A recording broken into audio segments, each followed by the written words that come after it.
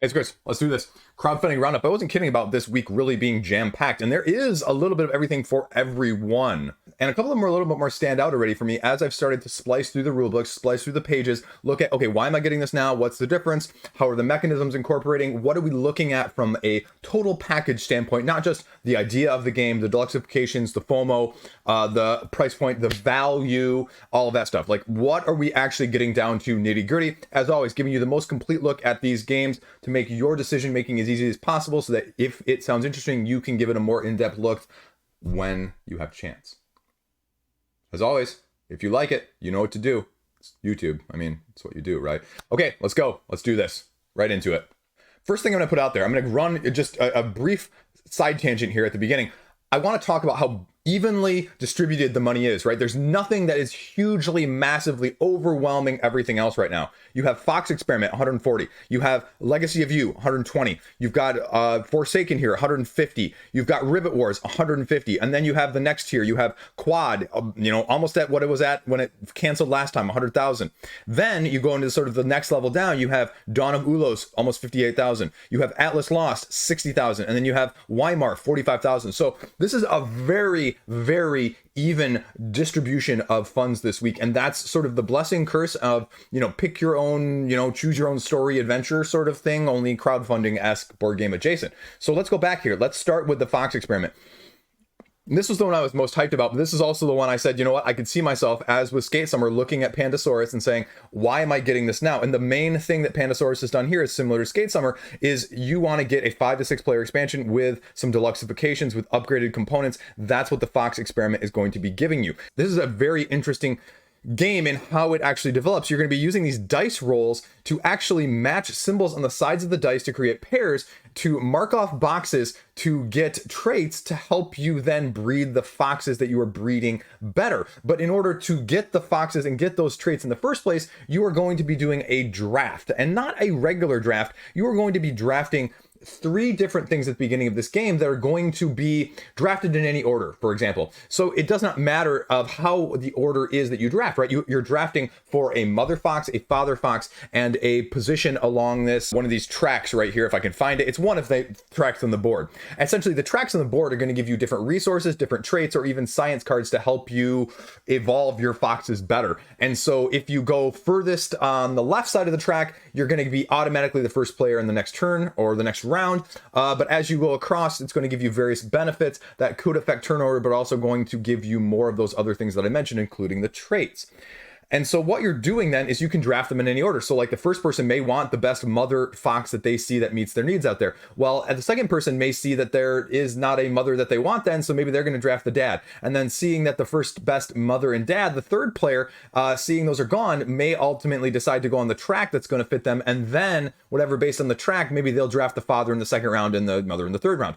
And so then you start to get your action selection. Then you start doing your collection of your traits, creating the foxes, and you sort of have a limited ability of what you can upgrade or how you can upgrade, or even how many foxes you can breed per round based on what you unlock on these traits in the first place. The dice themselves, you'll see, actually have little arrows on them, and that's going to help you determine how many of those matches go along these little cards and get filled out, and that's going to determine how many of these extra traits you get for the next round. And so it's just all sort of an engine building roll and write, if you will, in that sense. The rulebook is relatively in the middle of things. It's not the best rulebook that I've read this week. It's not the worst rulebook by any means. Here you go is the expansion. This is the $60 exclusive with the heat transferred miniature meeples, plastic tokens upgraded, metal tokens there, and $30 more if you really want the 5 to 6 player expansion, because there's nothing exclusive other than the fact it's a 5 to 6 player expansion. That's it. $20 more for neoprene mats, but $100 to get it all. Again, I say always in these situations, unless you're in love with all of it, buying more to save a little is still spending more than if you just get what you want. So that's more of the question. It runs through the breakdown here that I've given you. The rule book is right there. Tabletopia has a few stretch goals, which again are just deluxifications right now. I feel weird that the solo mode is not available yet.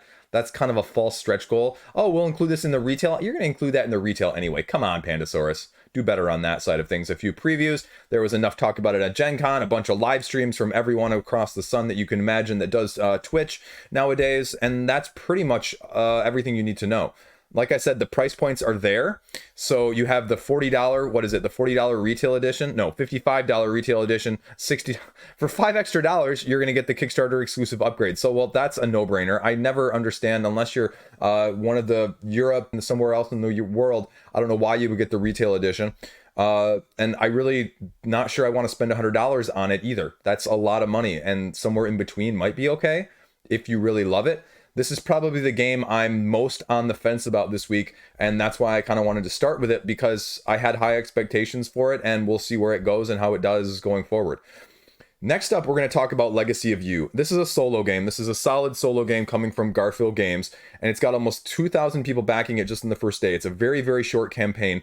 It's very, very intuitive. You're basically playing it over I don't want to say 6 rounds, but 6 play sessions, where when you get to the bottom of either the victory or the defeat deck, you're winning.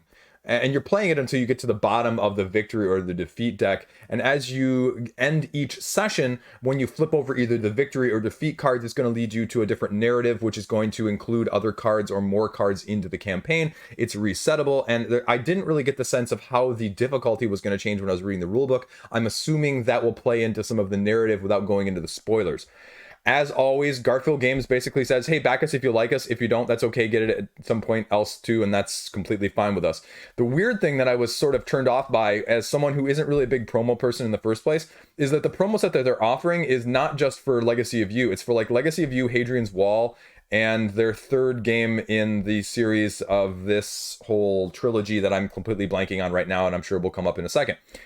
Basically, what you're doing in this game is you're going to be using resources to mitigate the various components that you see on this board here. Drafting town citizens from the top that are going to give you resources depending on how you play them. If you play them as sort of just a once this turn, or if you want to play them as I'm going to discard them completely, you may get more resources, but you're going to lose them having paid for them. You can also slot them under the bottom of the village here in the many huts that you may have, which is limited at the beginning.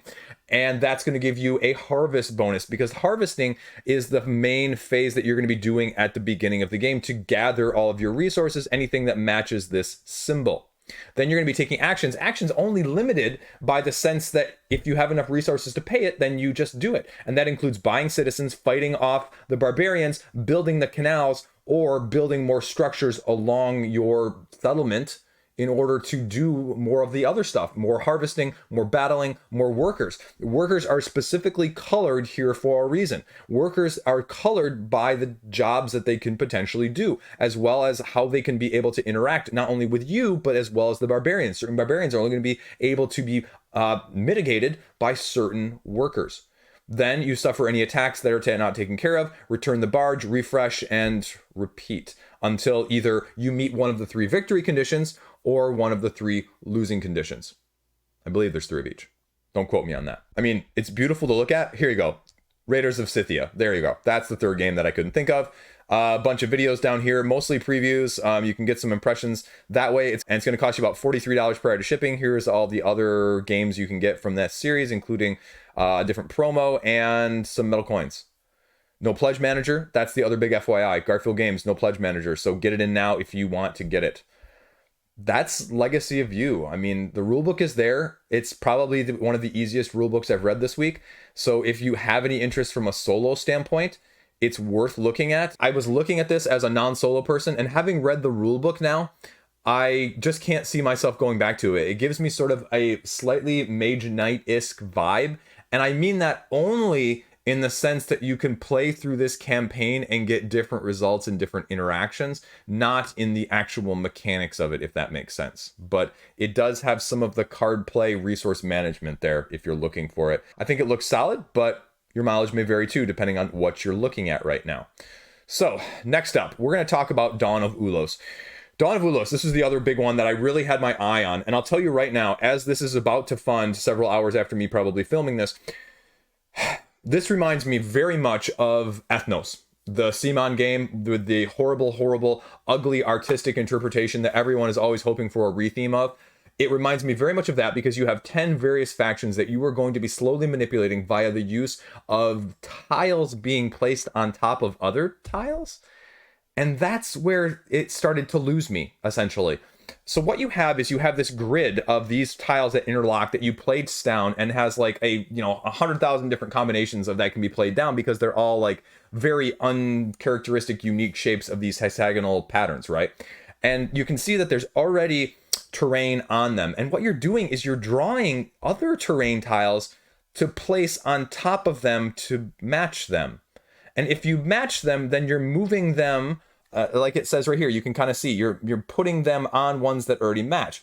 And so if you're matching them correctly, they're going to correspond to one of the 5 factions that you're including in the game out of the 10 factions total. And when you do that, they're going to essentially raise the favor on this board in various ways. There's 3 different tracks on this board that you're going to be keeping track of. One, like a currency track in terms of how much they're worth, how much their strength is, and then how much it costs sort of to buy or sell them. Because all of these cards are going to be slightly different in the deck, but they're all going to cost you whatever the value is. So that's where the economic portion of the game comes in. The weird thing is that there's also conflict. It's not just straight up place area control. It's when you connect 2 areas that have different factions in them, the factions battle. And you don't, have an affiliation. You're a god manipulating these mortals, right? And so anybody that wants to can contribute as many cards as they want, but you have to realize that when you contribute ones, if they are part of the groups or factions battling, you're going to lose half of them at the end of the battle. Now, losing them is potentially also going to give you victory points, and so that's going to be helpful, but you may want to play antagonist, you may want to play protagonist, you may just want to bluff other people because you don't even have to play cards that are associated. You can make other people think that you're playing cards of a faction, and you can just play cards of a completely different faction that may change how people view things. And so that's the dynamic that I think you need to be aware of that you may or may not like, and the faction elements and the asymmetric powers that are going along with each of these factions as you build favor. That's what reminds me of Ethnos. The area control, the fact that there's different areas is a little bit, but otherwise it's not really like Ethnos in terms of the gameplay, if you see where I'm going with that. The exclusives are the metal favor tokens and a terrain rift. Rifts are more different types of terrains that have a one-time use that are going to cause various effects that are, somewhat wild, if you will. Like other role player adventures, games, Thunderworks games, if you will, the incentive is really some of the deluxeifications here and getting it earlier. That's really what it is. There's no exclusives like their other games. There's nothing you have to worry about FOMO-wise. Shipping is going to be, really good, actually. So take that for what you will. They've got a few stretch goals here, and again, they're all deluxeifications so far, and I would imagine they're going to stay that way. That's the gist of the game. I'm not really sure how I feel. I was expecting something different with these tiles. I wasn't expecting, laying these development tiles over tiles that were already down. It's a weird mechanic. It's unique, but I'm not really sure it's something I would enjoy as much. This has try before buy written all over it. And I would actually probably, of the videos and the rule books that I've looked at this week, I didn't get the best sense of how the flow is actually going to go in this game. And this is why I would probably, if you really are interested in it, recommend actually watching one of the videos after reading the rule book, because you'll get a better sense than hopefully I got by just reading the rule book alone at first. So you can see how you're going to be going about and the dynamics that are going to be at play here as well. This has a lot of layers, but I'm not sure they're all as intuitive as what meets the eye at the beginning. And that's why Dawn of Ulos is, funding right now as we speak. So check it out if you're interested. So next up, let's go to Forsaken. Just broke 1,000 backers right here. It's got 3 weeks left. They're doing a longer campaign than some of the other ones. Game Trace is putting out their first game.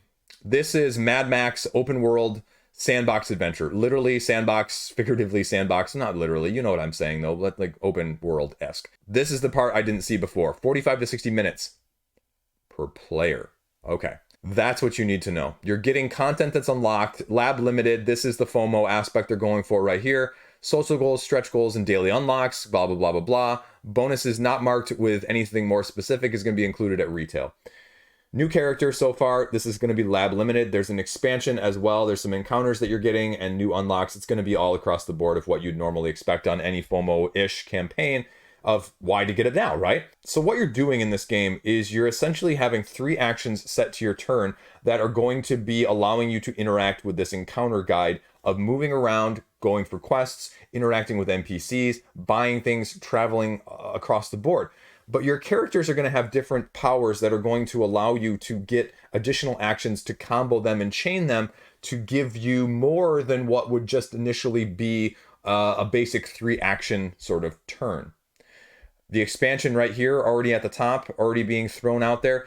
The other issue you have to know is, okay, here's the second expansion, and then there's some narration. Now, what's that going to cost you? Because especially if we're throwing narration and expansion stuff here at the top, yeah, that's right. It's going to cost you essentially $130 just to get in, $180 to get the expansions with it, and $200 essentially to get the narration along with it.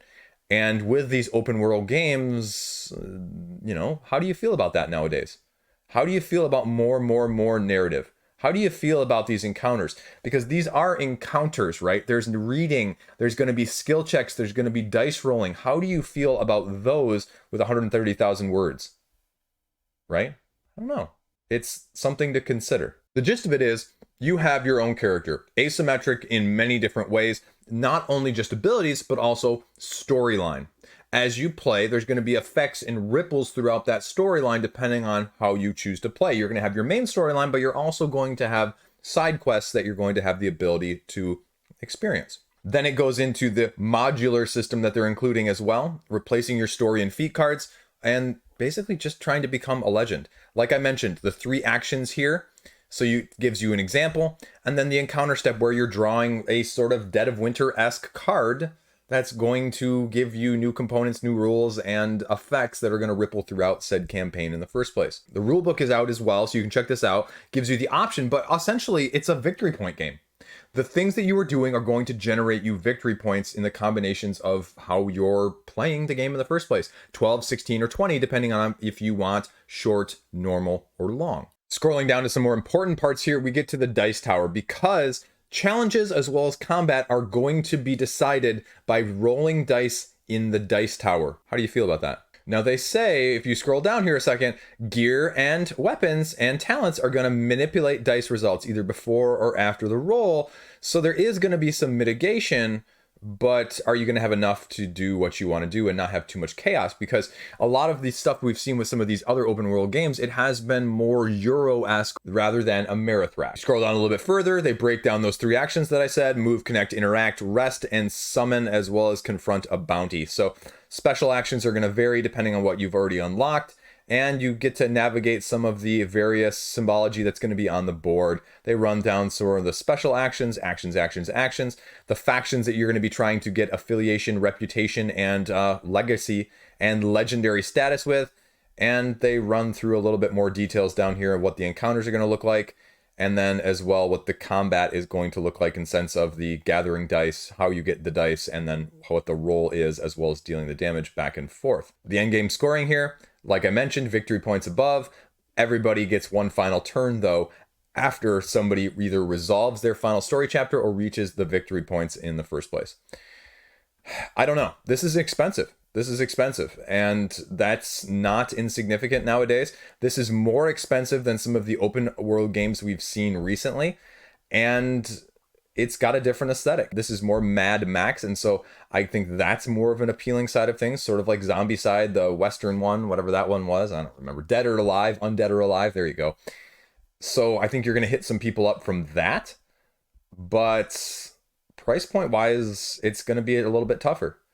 Open world games with more miniatures, and that's, I think, what you're seeing. The combination is the price point, which isn't terribly surprising to me.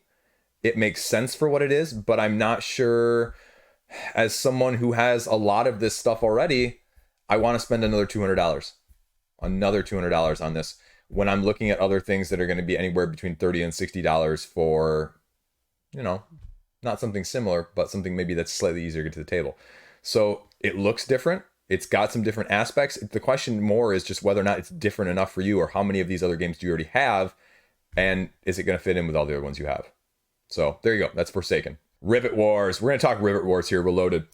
This one, after looking at this page earlier today, I won't lie to you guys. This one, actually, I had no interest whatsoever from this one when it was announced. Even last week leading up to this, talking about all the upcoming games this week, I had no interest. And then I looked at this and I was like, oh, wow. This is not just like pure skirmish, right? This is diesel punk. That's kind of cool. I like chibis. You're basically drafting based off of point values, and it's got a hex-based system, and it's more strategic. You're holding points. And I was like, oh, that actually is kind of cool. You know, I like the idea of having a third different faction. I like the idea that they've upgraded it and made it better. It's a 2.0 version. With a lot of Steamforge games, though, you're getting an exclusive, and they're really marketing this as a reduced price point. Reduced price point. You'll see that tons and tons of places right here. $80 worth of stuff there, and you know, more to come down here. More. They've shown you the aesthetic differences here in terms of the character values and then how they're splayed out. So they've just done a total utter rehaul. Now, if they were pre-painted, I might get in for this price. What price you say? What price you say? You notice I haven't gotten to the price yet. And then we finally get to it right here. The core pledge is $150 freaking dollars just for the core pledge with one expansion. That's a lot of money. Now, I love the idea of just grabbing tiles and randomly setting them up, and the point-based factions, and you're putting out new units every turn based on the limited points that you get and that you accumulate. And that just sounds really cool. But for $150 as the get-in price, I'm not sure I really want to get in at that price point. That's more of what I'm concerned about. I'm not saying it's not a good value. I'm not saying it's not going to be more expensive down the line, but do I need another? Just like I was just talking about with Forsaken, I have Mythic Battles up the wazoo. Now, Mythic Battles is a lot harder to get to the table. That's no joke. But this is another, you know, again, I didn't tell you about the other pledge levels so far. The next up pledge level, apart from the $150 one, then you're talking $400 for the all-in. Those are your two pledge levels right now. Now you have the upgrade too. I'm skipping over the upgrade, but the upgrade one is $140. That gets you the exclusive expansion, the upgrade stuff, and some of the other packs that go along with it. So $400. Deluxe all-in is going to cost you $450. That's a massive, massive jump there.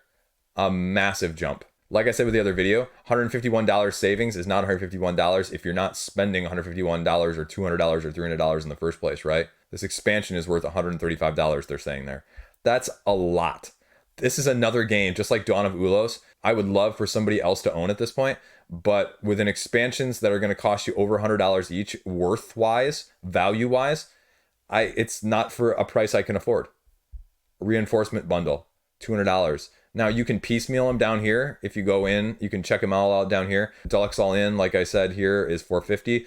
And the terrain upgrades, the bunker upgrades, great. There's some deluxeifications there, daily unlocks, and then they run through, again, the pledge levels down here a little bit cleaner in terms of the differences and the daily unlocks that they're doing again. Here are the $135 for this expansion, right? This is the most expensive expansions I've ever seen. Look at that. 100, 135, 150. I don't even know what to say.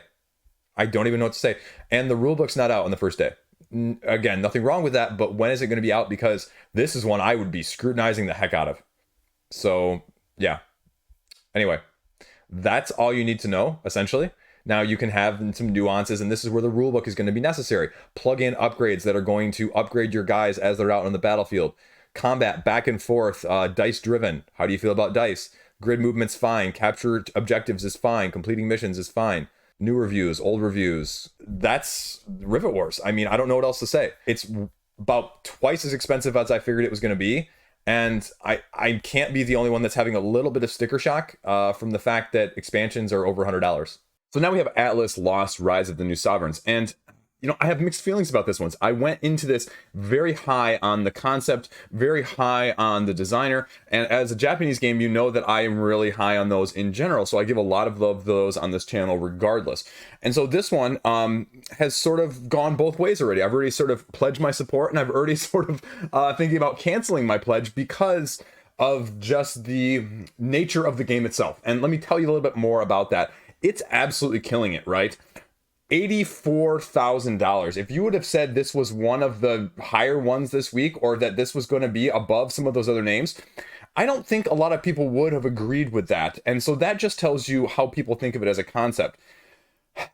You have these tech trees, right? You have these 5 tech trees that you're taking. I think it's 5. You have these 5 tech trees that you're taking a combination of every single game. Then it even gives you in the rule book how to combine them in terms of how much interaction you want, how much take that you want, how much economic, situation you want. And so it's nice from that to see that there's been some thought about not just necessarily saying, okay, players, grab whichever 3 you want and sort of experiment and see how you like it in that way. Tactical games here, and it's set in the story of, this post-apocalyptic situation. $64 plus shipping is going to get you, the base game, $89, which for Japanese games, this isn't bad whatsoever. You're probably getting a lot more than what you're going to get on a lot of other typical Japanese games, which tend to be very small box and higher price. Like I have my copy of Let's Make It Bus Route, the dice game over there, and this box is tiny and it costs $40. So what you're getting here for a value standpoint from a Japanese game, if you're not familiar with those at all, is really, really good. And you're getting it because it's through crowdfunding. The retail side of things is much more expensive. You're getting wooden tokens with this deluxeification. You're getting the expansion, which is offering, I believe, a few more different tech trees. You're getting a few unlocks in terms of upgrades, because a lot of the Japanese games are not the presumed, they're going to have a certain quality. A lot of the Japanese games are lower in the deluxe components than what we are typically used to in the Western Hemisphere of what we consider normal. So when they say in a campaign like this that they're really upgrading those, they are really upgrading those. They would not have been that probably primarily in the first place. And so you have these different support cards that you're going to be utilizing on a turn-by-turn basis that you're going to be getting, whether it's the science, the culture, the economy, the religion, or the military. The biggest thing I think you have to know about this is it's heavily symbology based. I mean, this almost gives more of the language independence. The campaign expansion with the Lost Nation here is adding a couple different modules and a little bit of a campaign scenario. But it's really about comboing a Euro, very strategic, mechanistic approach to upgrading as you progress along those tracks that I just mentioned. Various bonuses, resource management, and, like it says, sort of a tech tree. And when I look at that as a whole, I go, okay, that's not really up my avenue, right? That is very strategic, and that's why I'm hesitating about whether or not this is for me. And the stretch goals, like I mentioned, are true stretch goals. They're already at the 500%, the special advanced team ability expansion. They get up to 100%, which is going to be 100,000 here, or sorry, 1,000%, which is $100,000. And they're going to upgrade more of the unlocks. They're going to upgrade more of the tokens as well to wooden tokens. So, and that's what the other games from this designer, Ostia and Aqua Garden, have in spades. Is the deluxe wooden components, Aqua Garden especially. So a couple of videos here you can check out if you want. Miss Merck, I'll give her a shout out. She does really good tabletop or Tabletopia or Tabletop Simulator, one of the two videos in terms of how to play on that. So that's a little bit of a nice overview. She really does great stuff on the Japanese side of things. So I give her a lot of kudos. Here's the rule book if you want to check it out. Again, it's a little bit more of a denser read, and it's harder for me. And that's why I would say almost looking at one of those videos like Miss Merck's to really get a sense of how the flow goes. Because you're going to be having 3 different levels in these tech trees that you're going to be slowly advancing down. And there's not really a set number of actions you can take. It's basically like on your turn, as many things as you can do, you just do. Now, obviously, there's more nuance to each round than that. That's part of the middle action or the middle thing that you're doing in that round. But that's the main thing that you need to be aware of. Tech trees are going to have bonuses depending on who's in the most control of them.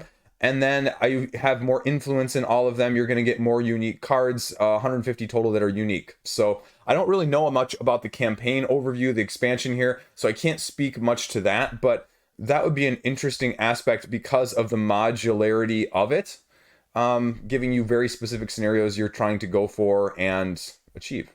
So that's Atlas Lost. Now, what is shipping down here out of curiosity? I was about to scroll all the way up and check it, but just for the sake of looking at it, that's actually That's actually pretty good. A lot of the Japanese games will even do like the water shipping as well. Water shipping, overseas shipping. So like they're not doing it by air. And so oftentimes, as much as you think it might cost to ship a game from Japan to the United States, for example, it will actually be a lot less because of the way they'll do it sometimes. And yeah, it takes a lot longer. But again, with all of the shipping costs and the shouting from the rooftops that's going on with shipping nowadays, I don't think that's a bad thing to you. There you go. Food for thought. Food for thought.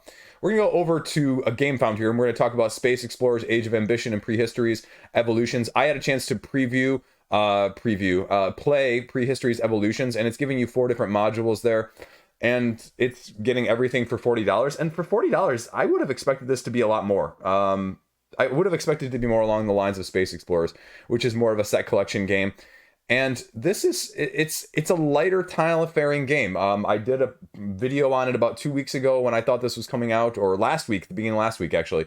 And it's just nice. It's just a nice tile layer, which is more of a race rather than a traditional like tile layer where you're mapping things out very precisely, because you're trying to get certain objectives completed, and the expansions are just going to be giving you essentially different modularity as well. Speaking of that, with Atlas Lost, of cards that you're going to be added to your hunting deck, as well as different configuration shapes and ways of getting the tiles that are going to fill up your board in the first place. So new stuff here is $50. It reminds me more of Board Game Table's recent campaigns with the expansions, with the mixing and matching and the ability to kind of get what you want here. So take it for what you will. I don't have enough experience with Space Explorers to tell you a little bit more in detail. I won't go into all of the detail otherwise with Space Explorers and Prehistories, but the main thing that you need to know is that both of these expansions are going to be modular in nature.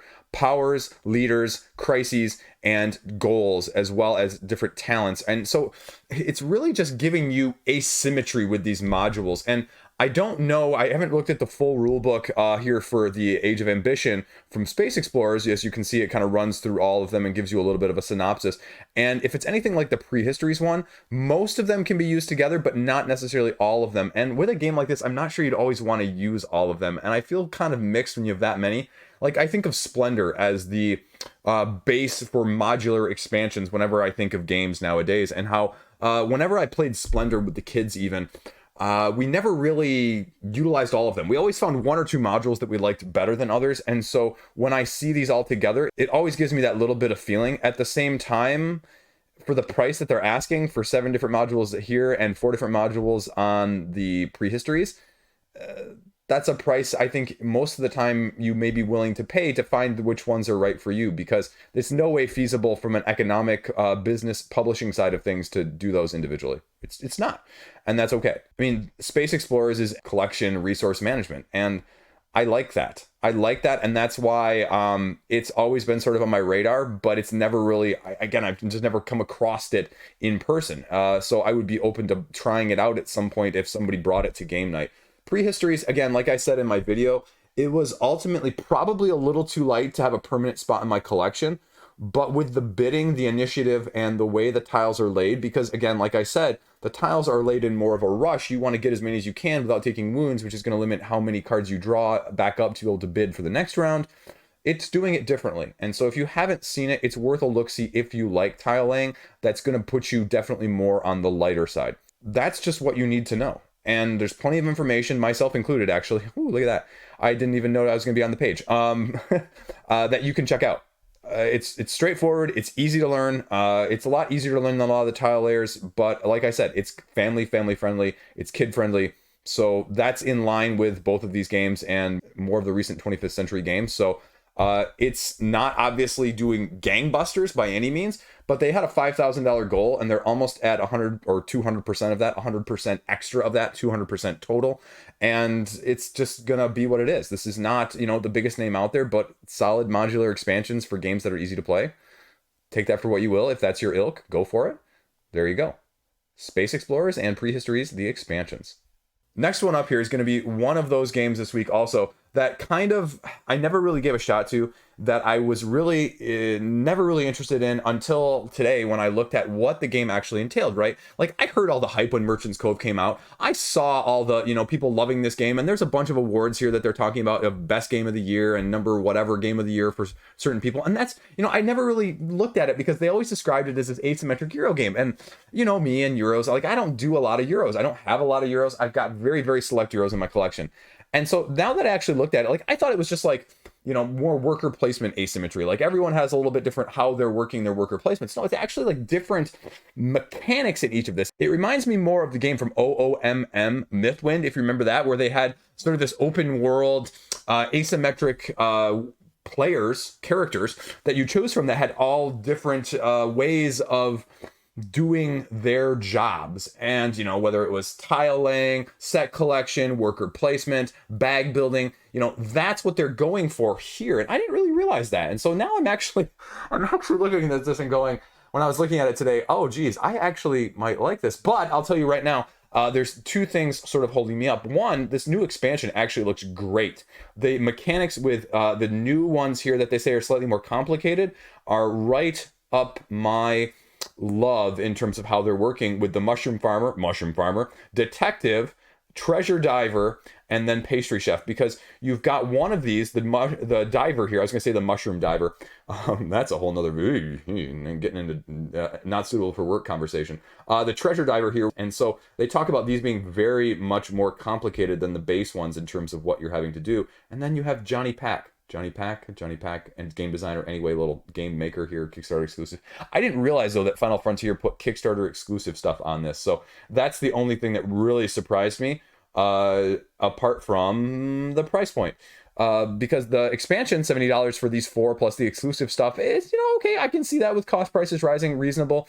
$80 for the base game, though, is what I was really surprised by. Although you're getting the game maker merchant, the loot pack, and stretch goals. So yeah. And so all in stuff, and this is where I did a little research today. The Innkeeper, the Oracle, the Dragon Rancher are all individual characters from the previous game. And the Secret Stash expansion, though, that's up top here is actually what people say that you really want if you've played this game repeatedly, and you're going to have a group that is going to pay it, more and more and more, because that's really where the variability is coming in, because otherwise they felt it was a little bit. Now I'm taking this for just what I've seen on other people's comments, a little same after, half a dozen plays. That being said, how many games do you have that you play half a dozen times in a short period and not get sick of? So take that for what you will, because a lot of people love it. But if you go over to the Board Game Geek comment section, people seem very divided. They either really, really like it, or they're just kind of meh on it. There's not a whole lot of like in between. And so how do you feel about that? And they run through some of the ones here, like the pastry chef, gear and track management, melding and rotating cards, which is a really cool concept. Here's I messed those up. Push Your Luck bag building is the diver, and the card laying set collection is the detective. And then you have the mushroom farmer, which is the tile laying action retrieval spatial puzzle. And I thought, did I mess that up? The roll and write one? Maybe that was the top one there. So either way, I'm more intrigued than I was. And this is actually probably one I'm going to go watch some video of. The expansions themselves for these individual characters, though, that's probably the thing I would cut out if I was looking at it. I get the Secret Stash, I get the new stuff, and I get the base game. That's what I'd be looking at, because you're also going to get some of the exclusives and the stretch goals here. So that would be my recommendation. If you're someone like me who's going in right now, you're going to get a little bit of extras down here in the stretch goals. I'm not really sure how much these are adding, but I think things like this, the apprentices, are going to be very useful. And then solo scenarios as well. A couple people had it at the top, one of their top solo games from 2021, I think. And they've just got a whole bunch more unlocks here. So I wasn't expecting it all to go into this to be interested in it whatsoever. Full disclaimer. And it's caught my eye more than most of the other stuff this week, where I kind of went the other way. So not that I need to spend money on something, and this really screams to me as someone who's sort of wondering about it, a try before I buy. But that's the temptation of FOMO, right? That's the temptation of the exclusives. So next up, we're going to go over here to USC Reach, which is a secret deck building game, which sort of gives me a little bit of a different vibe. You're basically drafting 5 cards each round, and you're doing that 3 times in a round, and you're placing them behind your screens, which are going to be representative of different parts of your ship that are then going to affect things when you fully reveal them at the end. And that's where the secret plotting and the combination comes in. You're going to be trying to settle on this planet and basically get there. I'm not really sure what else to make of it from that aspect. I think it's definitely a try before you buy, and definitely watching the how to play. You can see that I was watching the how to play earlier because I didn't get the best sense of what it was exactly, just based on the page and based on a little bit of the rulebook. I wanted to see a little bit of what it entailed in terms of how you were actually playing it. Revealing ships, claiming ships, building your deck. They've got plenty of videos here. Again, we're seeing a lot of similar faces this week. So that's good. We're seeing a lot of good people that are getting videos out there. And $40 is the standard edition, and $60 is the deluxe edition, which comes with minis, metal minis, and upgraded locations. So plenty of quotes there. Here's the Galaxy edition here with the metal minis and the drone ship. A few unlocks here as they get higher. Those are going to be, you know, not sure how achievable those are going to be right now given the level it's funding. But it's interesting to see where it goes, and if it stays on this pace, it's going to fund. It's just a question of will it stay on this pace, and will it not need to be overfunded in order to actually fund, right? Now that we're seeing some of this going on lately. So take that for what you will. Next up, we're going to talk about Quodd Heroes, and you can see, because I was looking at these, the pages are all scrolled down a little bit, and I didn't reset them before I did this, and I'm not editing that out because, I mean, it shows you that I actually look at stuff. Quodd Heroes already has more money than it did last time, or almost exactly the same money. It's real close right now. I'm not looking it up to tell you, but it's real close. This is another game that sort of surprised me, and for the price point, just like with Rivet Wars, and it's more accessible, it's more easy. A lot of people really like it as a light, fun, dice-esh rolling game with more strategic control than what dice typically offer you, because as you're moving these dice orthogonally, left, right, or forward, or backwards potentially, it shows you whatever power is up top is the power you're using, but you have a card, but you have a hand of cards at the beginning of the game before you move, as well as after you move, that you can use to mitigate and give you special powers, upgrades, and abilities in order to just do whatever you need to do. Now, it's scenario based, so you're going to have different objectives, you're going to have different conditions that are going to allow you to achieve or want to achieve. You know, I just got my copy of, and this is like spoilers for next week's videos, I just got my copy of the Scooby-Doo Simon animation game because I bought a secondary pledge off of somebody because I really wanted that game, because the miniatures are freaking awesome in that. They probably are the best pre-painted miniatures you'll ever see. So Simon really does live up to their name in that sense. But I just wonder about how do I want to pay for these and all these, like Sundrop, right, from Awakened Realms. Because when you start talking about it from a price point, you start looking at just the second edition deluxe here is $137. And that's a lot of money. Gameplay all-in bundle to get the solo co-op expansion. Now, I don't need the 3D Walls tokens add-on, so I would probably be somewhere else between these, but you're still talking like $150-ish before shipping. And I have a hard time paying for anything non-super miniature for $150 right now. This is another try before I buy, because this is another one where I could see it going either way. I could see myself absolutely freaking loving this game. I could see myself just kind of being like, okay, this is good, but I'm not really like, I need to own it style of things, right? And that would be my biggest conundrum. Game modes, free-for-all, team games. I love the idea of that, but I loved the idea of Cubitos, which is the closest thing I can recall to this. And that's not, I'm not saying this is like Cubitos at all, but Cubitos is sort of a race too, right? Where you have the asymmetric powers and you're rolling the dice. Similarities probably end somewhat there, but it just gives me that vibe. Like, I thought I would like the idea of Cubitos more than I liked it in actuality. And I just ended up trading it away, not because it was a bad game, but I really thought it was a good game. But I just couldn't see myself playing it over other stuff. And if I can't justify right now the price of Cubitos, which is like $45, am I willing to spend 3 times that to get a game that reminds me of that? Not that there's anything like this. I think it's better than Cubitos. I think it's much better.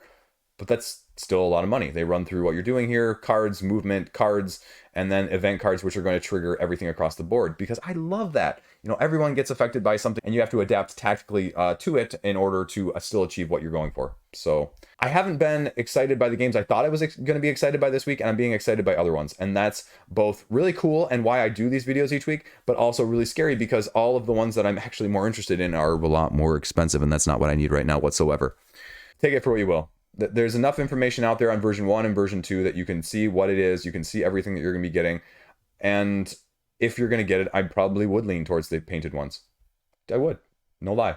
I just kind of wish I knew where I stood with this one. So this is another one where I'm just going to be doing a lot of homework on to see whether or not it's right for me before the end of the campaign. And I have, thankfully, 3 weeks to go with this. So awesome. There you go.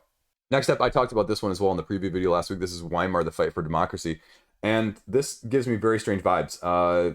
It's actually doing really good, and you'll understand why I say that. It's getting almost $60,000, which is very comparable to the other stuff that I talked about at the beginning of the video in terms of really the money being spread around rather evenly. And it's a combination of Spielworks, Capstone, and Skellig Games.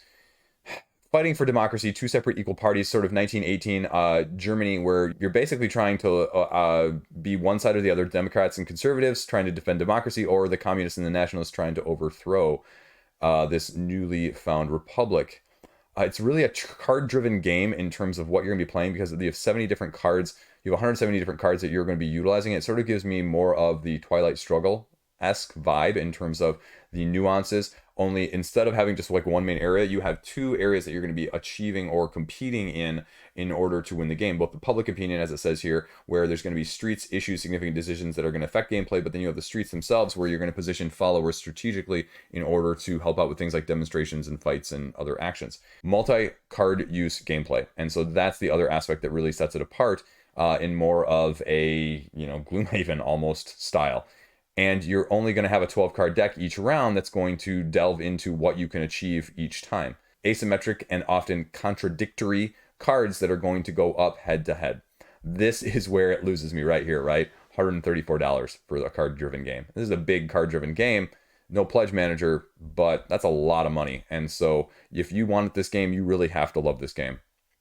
And it's probably too heavy for me. It's probably too big of a price point. I don't have any affiliation or love for these historical games. They say that there's going to be a slight solo scenario, but it is going to have a 4-player experience as well. Out of my depth, I include it because I know you guys are going to want to know about it a little bit, and you guys will like hearing about it if this is your ilk. So check that out if you're interested. Next, we have History of the Ancient Seas. I believe, as it says here, relaunch. It's almost 50% of the way done. This is more of a Civ game that is the first in the series of 3, I believe. Mediterranean Sea, History of the Ancient Seas, independent games, different thematic settings, but the same rule set based on these micro impulses, as they call them. You have 8 different actions that you're going to be choosing from, but the next chosen player can't choose the same action previously chosen. And so you're limited a little bit each time by at least 1, depending on what your person in front of you does. How are you going to do this Civ game? War, peace, everything in between. They have a little bit of an early bird here, which I didn't realize. So a little bit of video here, because this is more of a Civ building game. And Civs, just like with war games, they tend not to be up my area of expertise. So take that for what you will.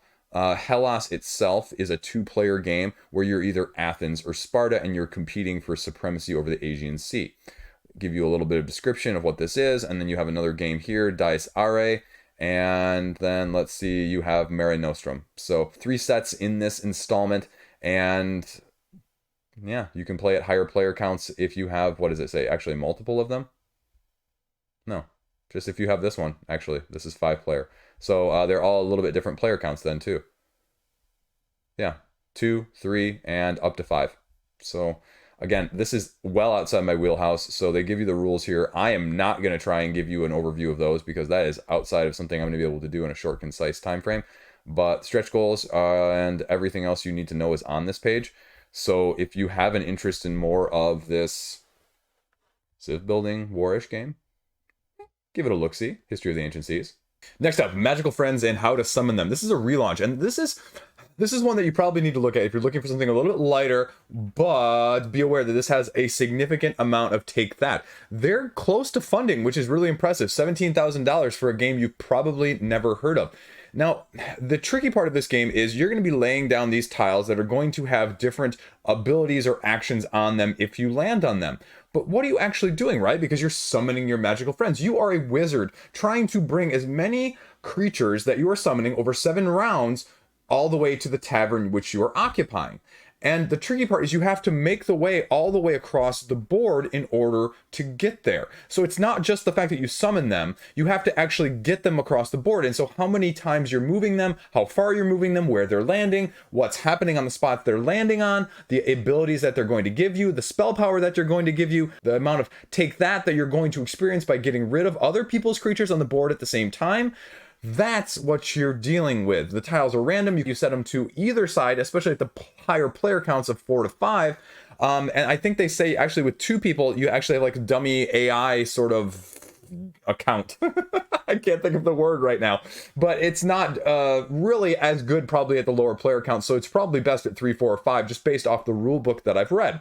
And so the difference here as well is you're going, okay, well, how do you decide the turn order, right? Because turn order is probably going to matter dramatically. You have a set of 11 cards here that you're going to be taking. And if you've ever played El Grande, you're going to know what I'm talking about right away here. You have 11 artifacts and you are choosing to use which of the 11 artifacts, and the higher the bid of the artifact, and very much like El Grande, you play and you go around. So you see what other people bid. You can't play the same as someone else. You either have to play higher or lower, and that determines the initiative order. But those 11 artifacts that you're going to be playing also will have abilities that you're going to have to take into effect. And I believe, I didn't read this, but I believe I remember this even maybe from the first time around, and I could be wrong on this, but that the lower the artifact number, meaning the less you're going to be, the further back you're going to be going in initiative order, the more powerful it potentially is. And each of these creatures are actually going to tell you how far and how many monsters you can move. So you're looking at this, and if you can't read this, this middle one says 3x and there's 2 little feet, which means it doesn't move 3 times. It moves 3 different of your creatures that you've summoned on the board 2 spaces each, up to 2 spaces each. So that's a lot of movement, and everyone takes their full turn, and then it goes around and completes, and you do that for 7 rounds. And these creatures will even have one-time abilities, but they'll also have passive abilities that you can utilize as you're going along. They may have spell power over here, which is what costs you the ability to use some of the other abilities that you're given, including your own special ability as your wizard throughout the game. But it's not like, okay, well, if I have 3 monsters that cost 2 spell power each, I need 6 spell power. No, you only need 2 spell power because it's not used up. You just need to be that strong overall to cast any of them and all of them at the same time. Is that explanation enough for you? There you go. And you have tiles that are actually going to be flipped based on the spots they're landing on. You're going to be firing catapults. You're going to be tossing people into the lava. Again, there's a lot of take that. It's sort of a race King of Tokyo, if you will, minus the dice. So standee version and how to play is all on here. So if you are interested in this, I really think you should give this one a look-see. I'm going to say that not too many of these stretch goals are probably going to be hit, but I think it's still worth looking at. And I didn't include it at the end because it's lesser. It just, you know, it really is something different. And if you're looking for something lighter, I could see kids loving this. It gives me sort of the dinos, if I can say this word, it gives me sort of the dinos riding dodos vibe, the dexterity one from last month. That is what this reminds me of, with slightly more tactical nature. But there you go, magical friends and how to summon them. Now, last up, we're going to talk about Elric, Rise of the Young Kingdoms. This is a relaunch. It is almost funded as well. This is based off the novels, and I'm not familiar with them at all. But this is a 2 to 5 player, I want to say semi-co-op, because you are basically trying to navigate and storm this castle-esque configuration of tiles, and you want to make it to the center and defeat the ultimate baddie, right?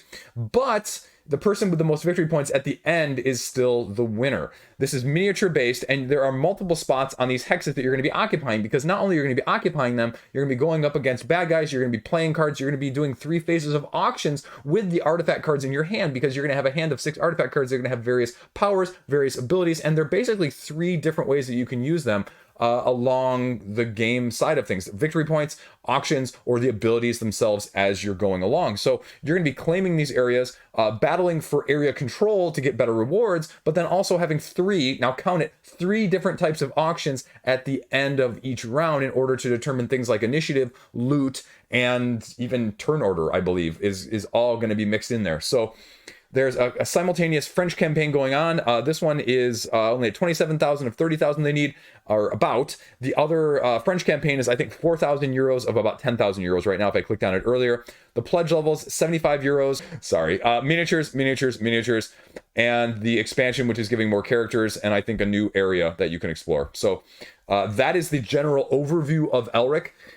This is a company that hasn't done any other games on crowdfunding. This is miniature based. So you know, take that asterisk for what it's worth. When I always look at IP games, I always wonder, and I always have concerns, are they actually trying to stay too true to the IP? Are they shoehorning things in to fit either the mechanics or the theme? How does it, relate? And I have no idea with this. I'm not familiar with this property at all. I have no idea what this looks like or how this entails to the novels themselves. It's just something I always think about regardless of how good or not something looks. So a couple of videos down here as well that you can check out. They run through just brief overviews of the phases here, including the auction that you're even risking your loot for. And Tabletopia has a copy as well as the rulebook. So that is Elric, Rise of the Young Kingdoms. There you go. Week over. That's it. Quick Mea Culpa at the end here. The bias video from earlier in the week, in case you missed that. I did be a little bit presumptuous, and so I'll say it out loud. I said it in the comment section. I apologize to the Dice Tower. Shouldn't have said exactly the way I said it. You know, I didn't mean to throw shade on you guys, you know, with the Jurassic World thing. You know, yeah, if you guys say that they were all independently, without talking to each other, came to a score of 3, I believe you. I was just going based off of the probabilities. Mea Culpa. If they say it happens that way, I believe them. I'm not willing to go against them. You know, so my fault. I apologize for that. I apologize in the comment section as well if you missed that too. But say it publicly regardless. That's all I got. Retail games, top 10 retail games that I'm looking at for end of the year, whole end of the year. Some amazing games on that list. Check out that video from yesterday. Again, the top 5 on that list, the first 5, no spoilers here, but the first 5, I gave you my like most interested. I didn't like bait you and make it like 10, 9, 8, 7, 6, 5, 4, 3, 2, 1, right? Like I've done that before, but I made it 1, 2, 3, 4, 5, right? Like the most right at the beginning. So you don't even have to tune into the end if you don't want to see what I'm less interested in. I don't know. I mean, the YouTube algorithm isn't going to like me for doing that, but who cares? Screw it. I talk about games I like, and I talk about them in a way I like, and sometimes it works well, and sometimes you see me apologizing on camera like I did today. Right? So, there you go. I got nothing else. Yeah, I'm sorry. I'm a little glib. I'm a little bit, you know, off the top of my tongue, and I'm speaking of that video the other week, talking about me, you know, being a little bit glib and getting myself in trouble. Well, I'll fall on my sword when I'm the one screwing up. So, there you go. Tune into tomorrow's video. I'm really not looking forward to filming that right after I finish this filming, because I have like 15 games or so, like just as many as last week that are launching next week, only like not nearly the name splashes tomorrow. Not nearly name splashes, but if you learn nothing else from this video, if you're actually watching this far, you're probably not. There's probably about 6 people watching this part of the video. Let me know in the comment section. Put a 6 in your comment if you made it to this part of the video. I'm just curious. Anyway, there's not as big splashes in terms of names, but just like this week, there are always a couple that surprise me. Merchant's Cove, Rivet Wars, even though, you know, sometimes the surprises are all over the place. I like it more than I do, or I don't like it as much as I thought I was. You know, I like talking about them, and that's giving me a little bit of insight here, and so I'll tell you a little bit of everything tomorrow as well. So, and I have a couple other videos, another top 10 games that surprised me from my collection. That's going to be coming out in the next week or so, and my Ether Fields review. I should make that the thumbnail right there. Anyway, it won't be the thumbnail. It might be the thumbnail. I don't really know. If you made it this part, you're going to already know what the thumbnail looks like. So I'm rambling at the end here because I like to ramble, and this is what I do, and rambling is fun, and you guys are listening to me ramble, so it's cool. I'm done. Peace out. YouTube it. Stay classy. I almost forgot that.